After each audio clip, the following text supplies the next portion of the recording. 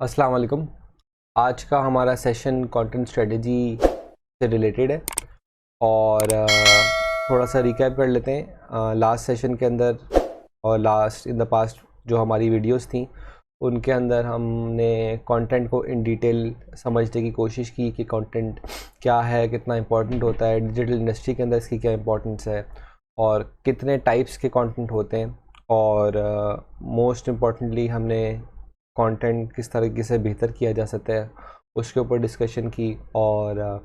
हम जिस इंडस्ट्री का पार्ट बनना चाहते हैं तो उसमें जो सबसे इम्पोर्टेंट एस्पेक्ट्स हैं इन टर्म्स ऑफ कंटेंट वो ब्लॉग्स होते हैं या प्रोडक्ट डिस्क्रिप्शंस होती हैं, तो उनको हमने इन डिटेल समझा कि किस तरीके से हम एज अ ब्लॉगर अपने आर्टिकल्स को बेहतर बना सकते हैं या अपनी प्रोडक्ट डिस्क्रिप्शंस को हम किस तरीके से ऑप्टिमाइज़ कर सकते हैं। तो अब हम डिस्कस करेंगे कंटेंट स्ट्रेटजी को और in the next few videos में आप लोगों को इस चीज़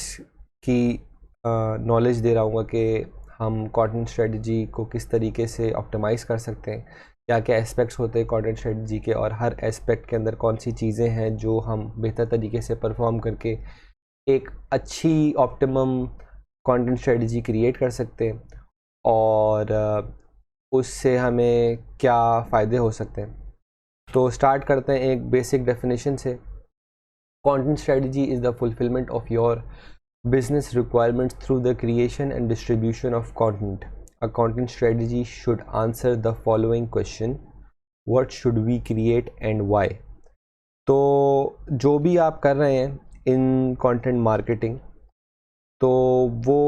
सबसे इम्पॉर्टेंट ये चीज़ है जो कि हम लोगों ने पहले भी इस चीज़ को डिस्कस करा हुआ है कि हम कोई काम कर रहे हैं तो हमें उसका क्या फ़ायदा है, हम वो क्यों करना चाहते हैं। तो कंटेंट स्ट्रेटजी भी का भी एक सिमिलर क्वेश्चन यही है कि हम कंटेंट स्ट्रेटजी या कंटेंट मार्केटिंग करना चाहते हैं तो क्यों करना चाहते हैं, इससे हम क्या अचीव करना चाहते हैं। तो हमारी इंटायर कंटेंट स्ट्रेटजी में हम क्या क्या करेंगे, क्या क्या करना चाहिए,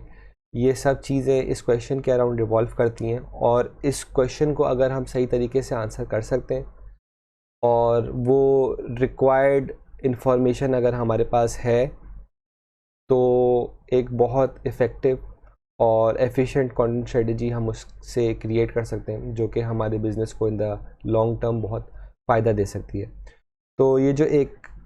स्मॉल क्वेश्चन है what should we create and why, इसका एक डिटेल्ड एस्पेक्ट जो है हम in the form of research देखते हैं अपने सामने, जिसमें हम बहुत सारे छोटे छोटे क्वेश्चंस को बेसिकली आंसर कर रहे होते हैं और ये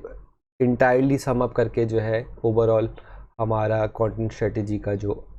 पूरा एस्पेक्ट है वो हमें डिफ़ाइन कर रहा होता है। तो इसके अंदर सबसे इम्पॉर्टेंट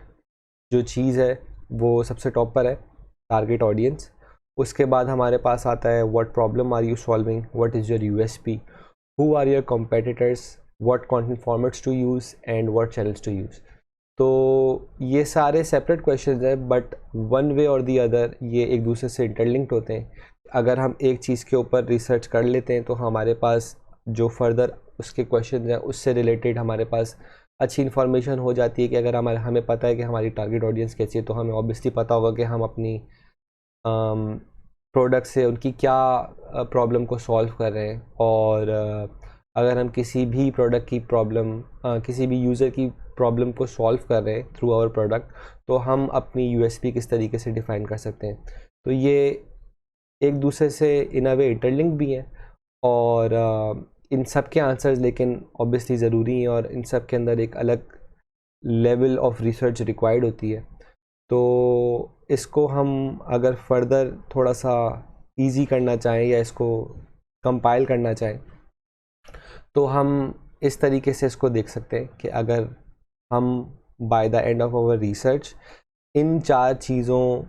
के ऊपर हमारी कमांड या हमारी रिसर्च कंप्लीट हो रही है और हम इन चीज़ों के आंसर्स हमें मिल रहे हैं तो हम इस चीज़ को कंक्लूड कर सकते हैं कि हमारी कंटेंट स्ट्रेटजी की जो रिसर्च है वो कंप्लीट हो चुकी है और अब हम आगे मूव कर सकते हैं कि अपनी इवेंचुअल जो कंटेंट स्ट्रेटजी है उसको बना सकें। तो जैसे कि पहले भी इस चीज़ को मैंने बताया कि कंटेंट स्ट्रेटजी में टारगेट ऑडियंस की बहुत बहुत इम्पोर्टेंस होती है, और अगर आप अच्छे तरीके से अपनी कंटेंट स्ट्रेटजी को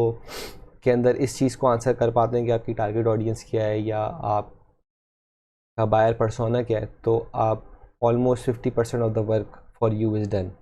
क्योंकि इवेंचुअली उससे आपके काफ़ी सारे आंसर जो हैं आपको मिलना स्टार्ट हो जाते हैं। जो बीच में दो आपको ब्लॉक्स दिख रहे हैं, the solution you are providing through your product और your marketing channels and goal, तो ये इन मैनी वेज डिपेंड कर रहा होता है कि आप किस इंडस्ट्री के ऊपर काम कर रहे हैं, आपका क्या ब्रांड है या आप किस प्रोडक्ट के लिए काम कर रहे हैं।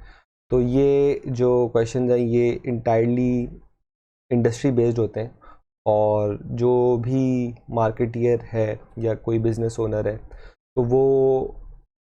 हिमसेल्फ इसका बेटर आंसर दे सकता है कि यार मैं किस चीज़ पे काम कर रहा हूँ, और मैं ऐसा क्या डिफरेंट कर रहा हूँ जो किसी पोटेंशियल कस्टमर के लिए बेनिफिशियल हो सकता है, या मेरे प्रोडक्ट में ऐसी क्या चीज़ यूनिक है जो मुझे अपने कंपेटिटर्स से बेहतर बनाती है। और similarly depending on your industry आप इस चीज़ को भी डिसाइड कर सकते हैं कि आपके मार्केटिंग चैनल्स क्या होंगे या आपके इवेंचुअल गोल्स क्या होंगे। मार्केटिंग चैनल्स का मैं अगर आपको थोड़ा सा ओवरव्यू दूं तो हम इसकी इस तरह से बात कर सकते हैं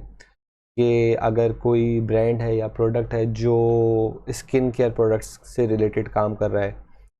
तो उनके लिए इस चीज़ को समझना ज़रूरी है कि उनकी टारगेट ऑडियंस कहाँ पे ज़्यादा पाई जाती है या वो ज़्यादा कन्वर्टिंग किस चैनल के थ्रू हो सकते हैं। तो इसका बहुत आंसर जो है ईज़िली इस तरह से भी मिल सकता है कि स्किन केयर प्रोडक्ट्स या इस टाइप की जो टारगेट ऑडियंस है वो ज़्यादातर आपको स्नैपचैट या इंस्टाग्राम के चैनल्स पे ज़्यादा मिलेगी। तो ऑब्वियसली अगर आप अपनी कंटेंट स्ट्रेटजी बना रहे हैं तो उसका एक मेजर चंक आपको इस हिसाब से भी रखना पड़ेगा कि आप अपनी जो टारगेट ऑडियंस है उनको इन चैनल्स पे ज़्यादा से ज़्यादा अप्रोच कर सकें और उनको उन चैनल्स के थ्रू कन्वर्ट कर सकें। तो ये इंडस्ट्री डिपेंडेंट चीज़ें हैं, तो ऑब्वियसली आपको जब आप अपनी रिसर्च कर रहे होंगे अपने प्रोडक्ट के हवाले से या अपनी सर्विस के हवाले से, तो आपको इसका एक ज़्यादा अच्छा आंसर मिल सकता है। अच्छा, जो एक्सट्रीम हमारे साइट्स पे जो बॉक्सेस हैं उनको हम इन डिटेल डिस्कस कर रहे होंगे, क्योंकि ये इर्रिस्पेक्टिव कि आप किसी भी जगह पे काम कर रहे हैं, इनकी नॉलेज आपके लिए ज़रूरी है और आपके लिए इनका पता करना ज़रूरी है कि आप टारगेट ऑडियंस किस तरीके से मालूम कर सकते हैं और उनमें क्या क्या चीज़ें इंपॉर्टेंट हैं जो आपको पता होनी चाहिए, और similarly target audience in depth किस तरीके से मालूम की जा सकती है, उसके हवाले से इंफॉर्मेशन किस तरीके से ली जा सकती है। और कंपेटिटर लैंडस्केप हम इन डिटेल डिस्कस तब करेंगे जब हम एसईओ के मॉडल पे आ जाएंगे, क्योंकि हम कंपेटिटर्स से रिलेटेड जो भी इंफॉर्मेशन एनालिसिस या रिसर्च कर रहे होंगे वो बहुत सारी चीज़ें बहुत टेक्निकल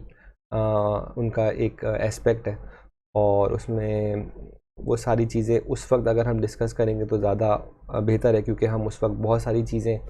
एसईओ पर्सपेक्टिव से देख रहे होंगे और हम देख रहे होंगे कि हमारा कॉम्पिटिटर किस तरीके से रैंक हो रहा है, कहाँ पे रैंक हो रहा है। ये सारी चीज़ें एक ओवरऑल कॉम्पिटिटर लैंडस्केप डिफ़ाइन करती हैं। तो जो कंटेंट स्ट्रेटजी का एस्पेक्ट आपका अभी मिसिंग है कॉम्पिटिटर लैंडस्केप के अंदर, तो वो हम इवेंचुअली वहाँ पे उसको फुलफ़िल कर लेंगे और हम देख लेंगे कि कौन सी चीज़ें जो हम बेहतर तरीके से इम्प्लीमेंट करके और with respect to the SEO tools हम एक अच्छा कंपेटिटर एनालिसिस करके इंफॉर्मेशन गैदर कर सकते हैं। तो अभी हम जो है इन कंटेंट स्ट्रेटजी हम डिस्कस कर रहे होंगे टारगेट ऑडियंस को, कि टारगेट ऑडियंस किस तरीके से आप डिराइव कर सकते हैं, और ये डिटेल इसका जो एनालिसिस वाला पार्ट है या टारगेट ऑडियंस किस तरीके से बनाई जाती है उसको हम in the next video discuss करेंगे। तो bye the end of this video मैं आपको इस चीज़ की रिकमेंडेशन दूंगा कि आप नो मैटर आप किस भी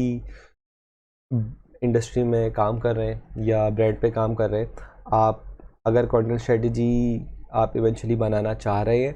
तो आप इन क्वेश्चंस को आंसर कर रहे हो। और अगर आप एक ब्रॉडर टर्म में इसकी बात करते हैं और आप की पॉइंटर्स की अगर बात करते हैं तो ये है वो क्वेश्चंस जो आप अपने पास भी नोट करें, और by the end of your competitive research और in the start of your competitive research आपके ये पॉइंटर्स आपको दिमाग में होने चाहिए कि मैं अपनी कंटेंट स्ट्रेटजी अगर बना रहा हूँ तो मेरे पास इन चीज़ों की इन्फॉर्मेशन हो। तो ऑब्वियसली फिर हम इस चीज़ को आगे देख लेंगे कि किस तरीके से ये सारी चीज़ें एक इवेंचुअल एक अच्छी कंटेंट स्ट्रेटजी को बनाने में हेल्प करती हैं। तो नेक्स्ट वीडियो में हम इंशाल्लाह टारगेट ऑडियंस को इन डिटेल डिस्कस करेंगे और किस तरीके से टारगेट ऑडियंस हम सेट कर सकते हैं और क्या क्या इन्फॉर्मेशन नेसेसरी होती है एक अच्छी टारगेट ऑडियंस बनाने के लिए। मोस्ट इम्पॉर्टेंटली टारगेट ऑडियंस तो एक बहुत ब्रॉड टर्म हो जाता है, हम बायर पर्सोना की बात करेंगे कि बायर पर्सोना क्या होता है और हमारा जो इवेंचुअल बायर है वो किस तरीके का है या हम उसको किस तरीके से आइडेंटिफाई करते हैं। तो इंशाल्लाह ताला नेक्स्ट वीडियो में हम इस चीज़ को डिस्कस करेंगे। सी यू देयर। अस्सलाम वालेकुम।